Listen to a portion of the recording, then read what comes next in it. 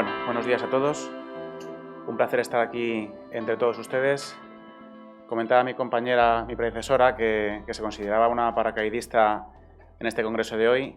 Yo quiero agradecer, en primer lugar, por este motivo, a la Asociación Ibérica de Fotocatálisis y a la Facultad de Ingeniería Química en la que estamos hoy presentes todos, a la profesora Claudia, a todos los asistentes, como digo, porque si ella se considera paracaidista, que está dentro del entorno fotocatalítico, yo que soy podólogo, pues quizás soy una mosca o un vuelo sin motor o algo parecido, ¿no? Entonces, bueno, pues con mayor motivo agradecer mi presencia aquí. Trataré de hablar lo más despacio posible para que se me entienda lo más mejor posible, y cuando tengan alguna duda, pues por favor no duden en interrumpirme. Bueno, como bien ha comentado David, soy podólogo, soy profesor de la Universidad Complutense de Madrid. A breve recordatorio o de presentación para contextualizar un poco mi actividad profesional. La podología es una ciencia que se independizó de la enfermería y de la medicina en el año 87. En Madrid tenemos una facultad específica de podología que se dedica al cuidado y tratamiento de los pies. Y lejos de relacionar la podología con el antiguo callista, que era el profesional que a mucha honra o del cual mucha honra tenemos, que es el tratamiento de los anejos cutáneos, piel y uñas, por fortuna la podología ha evolucionado a una ciencia biomecánica y a una ciencia deportiva. Y dentro de ello, pues bueno, tratamos muchos problemas a nivel global en el aparato locomotor. Y sin olvidar la otra parte de la que provenimos, que es, como digo, el tratamiento y diagnóstico de las alteraciones de piel y uñas. En esta línea va encaminada la presentación de hoy. Bueno, aquí tenemos un pequeño guión para que ustedes vayan siguiendo una línea argumental y me puedan seguir un poco en mi presentación. Voy a hablar un poco de los conceptos generales de lo que son los bioaerosoles y los microorganismos en suspensión que tenemos en una consulta de podología. Vamos a hacer un pequeño repaso sobre el estado actual del tema y vamos a plantear el objetivo del estudio que llevamos a cabo en la clínica que dirijo. Y luego, bueno, pues como todo método científico, que lo bueno que tenemos en un congreso de calidad científica como en el que estamos es que la ciencia es transversal, ¿no? Y yo creo que la ciencia debe ser, como bien comentaba antes Benigno, el idioma y el nexo de unión que nos aúne los esfuerzos de todos nosotros para poder siempre ir persiguiendo un objetivo concreto, que es el de la mejora en este caso, del paciente.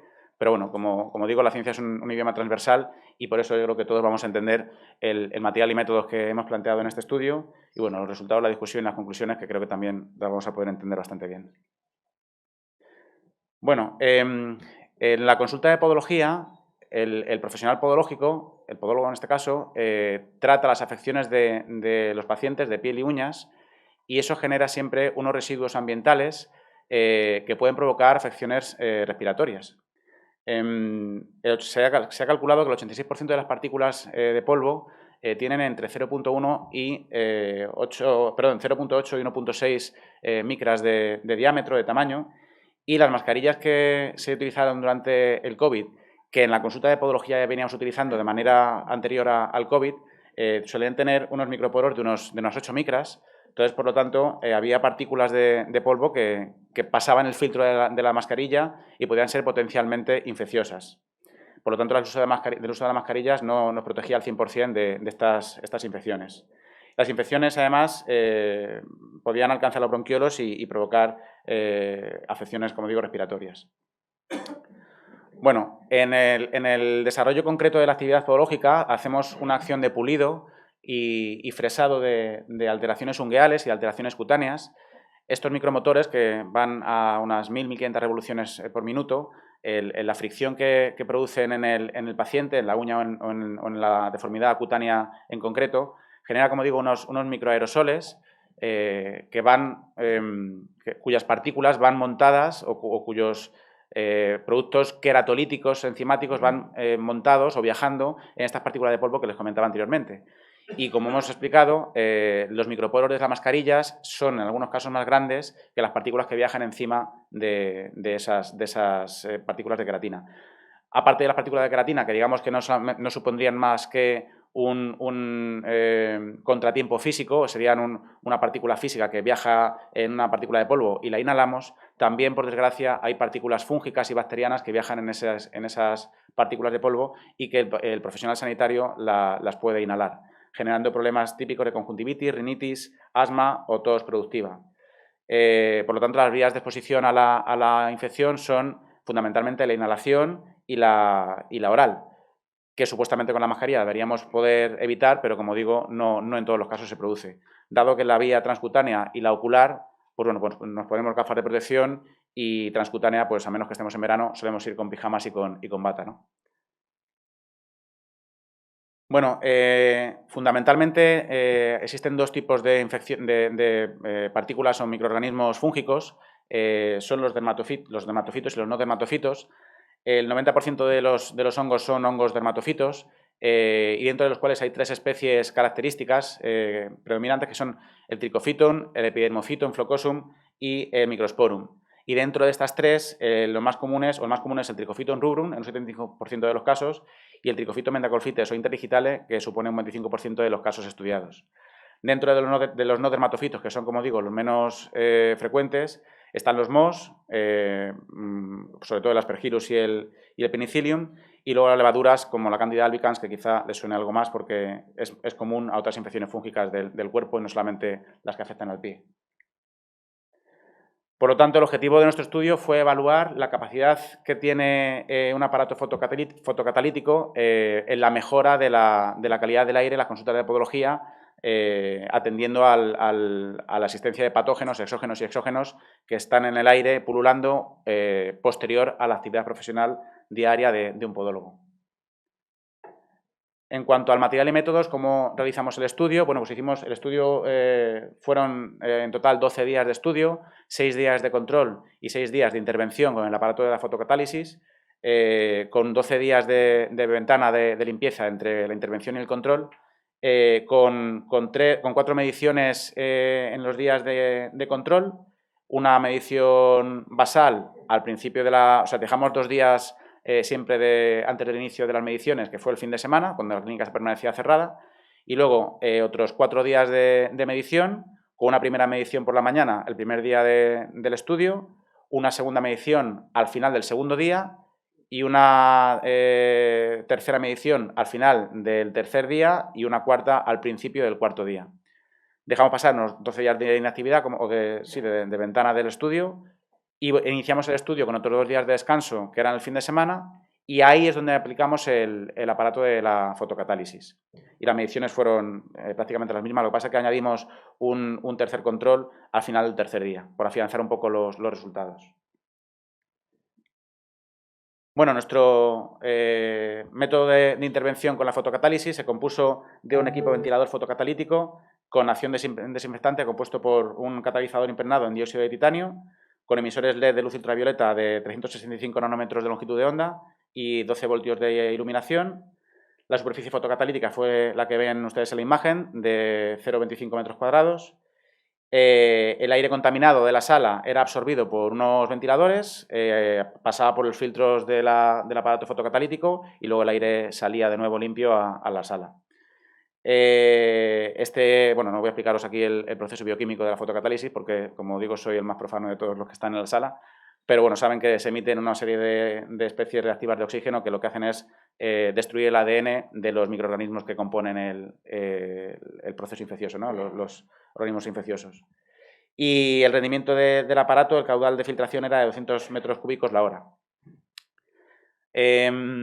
Nuestra sala medía 37,87 metros cúbicos, tenía una altura y una superficie de 14,29 y 2,65, perdón.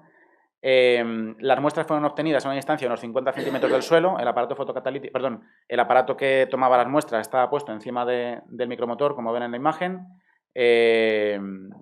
a 50 centímetros del punto donde se generaba el residuo y a 1,2 metros del suelo.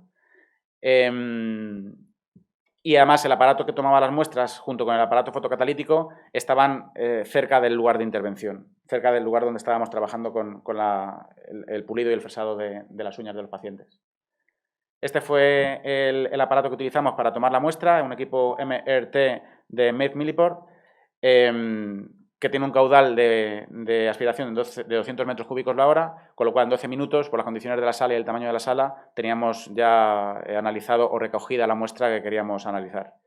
Utilizamos dos tipos de muestra, un agar de soja tríptico TSA para analizar presencia de bacterias y un agar saburó para analizar presencia de hongos y levaduras.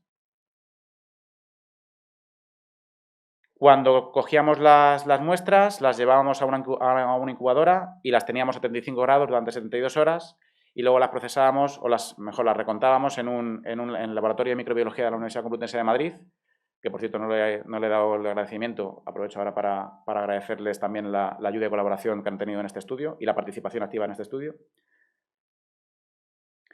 Y tras los ajustes algorítmicos y matemáticos, que yo también me pierdo un poco en ellos, procedimos al análisis y estudio de los resultados. Entonces, en estas dos tablas vamos a poder ver muy gráficamente cuál es el efecto principal de la fotocatálisis. Partimos de unas unidades formadoras de colonias por metro cúbico muy diferentes en la muestra de sin intervención a la muestra con intervención, meramente por las necesidades clínicas que tuvo la consulta en esas semanas. La media de pacientes diarias suele ser de unos 10-12, pero bueno, por mala coincidencia o mala suerte, pues la semana de no intervención tuvimos menos pacientes que la semana de después. Por eso las unidades de formación de colonias fueron tan diferentes en una y otra. Por eso tuvimos que hacer ajustes logarítmicos para poder analizar las muestras de manera lo más comparativa posible, sin un sesgo estadístico. En los análisis que tuvimos en el primer, segundo y tercer día, pues bueno, tenemos que las unidades formadoras de colonia fueron de 98, 456 y 60. Tuvimos un pico de pacientes en el segundo día de la semana en la que no intervenimos. Y sin embargo, las unidades formadoras de colonia en la semana de la intervención fue quizá un poco más homogénea. Pero lo que evidentemente quisiera destacar es que las unidades formadoras de colonia con la fotocatálisis se redujeron de manera ostensible conforme iban pasando los días de actuación del aparato fotocatalítico. Porque si ven ustedes, en el día 2... ¿Dónde está el láser, por favor?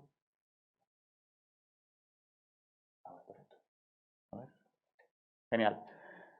Pasamos de si la unidad basal, si la base de unidades formadoras de colonia en el día en el que empezamos todo era 166, bajamos a 102, bajamos a 92 y bajamos a 32.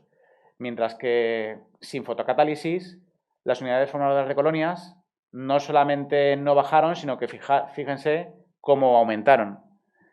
Entonces, bueno, pues esto quiere decir, aquí se mantuvieron las bacterias. Esto era todo bacterias, perdón, no lo he explicado. Bacterias, estos son hongos. Las unidades formadoras de colonias de hongos fueron muy estables en las 4 mediciones, mientras que aquí pueden comprobar cómo con los efectos del aparato fotocatalítico se redujeron también bastante esas unidades formadoras de colonia. Bueno, estos son más datos estadísticos que en vez de medir unidades formadoras de colonias, medíamos otros parámetros en base a estos cálculos logarítmicos, pero es lo mismo. En definitiva, pues bueno, la actividad asistencial como discusión, la actividad asistencial contribuye evidentemente, como es lógico, al aumento de los microaerosoles y los gérmenes microorganismos activos en la consulta de podología. El pequeño sesgo que me gustaría comentarles, que es un sesgo, más que sesgo, digamos que es una limitación del estudio, la incubación de las placas de agar saburó y del agar destrosa fue durante 72 horas y obtuvimos una serie de microorganismos, bacterias u hongos, pero si estas placas se hubieran mantenido más tiempo incubándose, probablemente hubiéramos encontrado más cantidad de microorganismos. Entonces, este es un pequeño apunte que me gustaría comentar, dado que este estudio piloto es un estudio que se puede mejorar en calidad científica, sobre todo en la recopilación de muestras patógenas y en la duración en el tiempo del uso del aparato fotocatalítico, que ahora, si ustedes me permiten, le voy a ampliar un poco más a modo de de aperitivo para el año que viene. Fundamentalmente encontramos bacterias mesofílicas gram positivas y hongos ambientales filamentosos.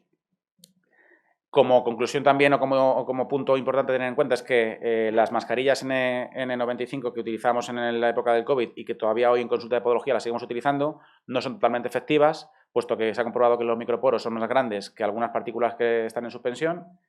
Y bueno, y hasta la fecha no se conocen estudios parecidos en este ámbito, por lo tanto, pues como ha hecho el compañero Sergio con lo de la participación en la M30, de la cual me siento orgulloso, les invito a que si alguien tiene alguna idea para poder mejorar o para poder ampliar el estudio que les estoy presentando, pues por favor no duden en contactar con nosotros, porque la podología, aunque es una ciencia ya del año 86, ya han pasado unos cuantos años, en comparación con otras ciencias médicas, no deja de ser una ciencia emergente, ¿no? Y a mí me sorprende, lo comentábamos ayer off the record con David, me sorprende el presupuesto con el que se mueven todos ustedes, que hablan de millones de euros, y a mí eso me parece, yo soy doctor y soy investigador, pero se sorprendería la cantidad de dinero que ha salido de mi bolsillo para poder hacer los estudios, ¿no? Entonces, pues desde aquí lanzo este pañuelo al aire, a ver quién lo recoge, porque necesito financiación. Entonces, y para que las conexiones intercientíficas que existen entre ustedes y nosotros sean posibles, pues quizá una colaboración para poder desarrollar, sin ir más lejos, este estudio sería de gran ayuda. Otra conclusión importante es que el aparato de fotocatálisis es un aparato efectivo para poder mejorar la calidad del aire y al cual, por cierto, no sé con quién lo comentaba ayer, si sumamos el efecto fotocatalítico a la propia circulación del aire ambiental, pues mejoraríamos bastante la calidad del aire de las consultas de podología. Y aquí llega el aperitivo para el año que viene. Este estudio fue planteado como un estudio de protección para la salud sanitaria del propio profesional sanitario, ¿no? Pero hay otro punto importante, que desde luego no es desdeñable, y es la salud del paciente. En el ámbito podológico también hacemos cirugía, estamos capacitados legalmente y por conocimientos científicos para hacer cirugía de manera independiente. Bueno, pues uno de los grandes enemigos de la cirugía podológica, al igual que en cualquier otro tipo de cirugía médica, es la infección postquirúrgica. Pues bien, Sanidad, al menos en la Comunidad de Madrid, tiene unas exigencias protocolarias y estructurales en las clínicas de podología bastante exigentes.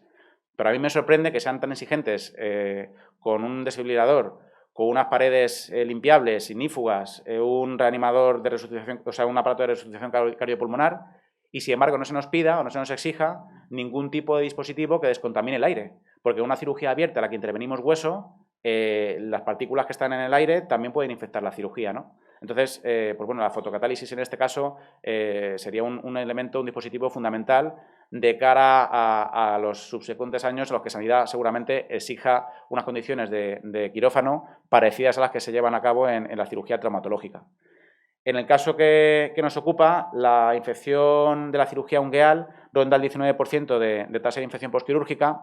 Y lo que les quería comentar a modo de aperitivo es que antes de conocer a David y a la Asociación Ibérica de Fotocatálisis, en mi caso particular, y lo digo de palabra y no lo tengo escrito porque todavía no está publicado y no me gusta vender humo, es que 4 de cada 10 cirugías en mi caso se me infectaban.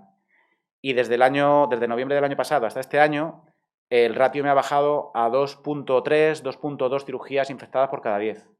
Entonces es una mejora bastante importante a tener en cuenta. Por lo tanto, bueno, pues como lo he dicho anteriormente, me ofrezco a poder seguir investigando en colaboración con ustedes.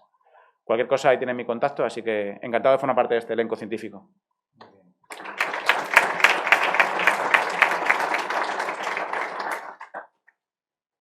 Pues muchísimas gracias, Rubén.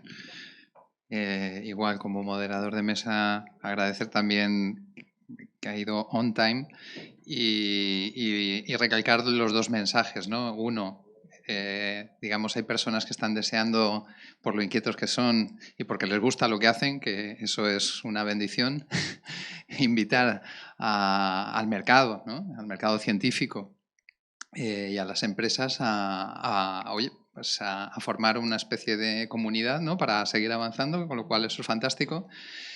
Y en segundo lugar, un dato que creo que sí que es interesantísimo es ya no solo la eficiencia que ha demostrado la placa fotocatalítica en esas condiciones en las que se ha hecho la prueba, que por supuesto son mejorables, ¿no? Se puede tener, en lugar de los días que se tuvo, se puede tener durante años y ver cómo evoluciona, por supuesto, pero hay datos que nos llevan a pensar que prácticamente más del 80 al 90% de hongos y bacterias quedan abatidos, lo cual es interesante, pero el dato yo creo que más contundente es el tema de la reducción de las infecciones posquirúrgicas, que pasa a ser de un 50% menor, ¿no? Ya solo eso es un dato pues realmente que sí que ayuda a que vivamos un poco más tranquilos.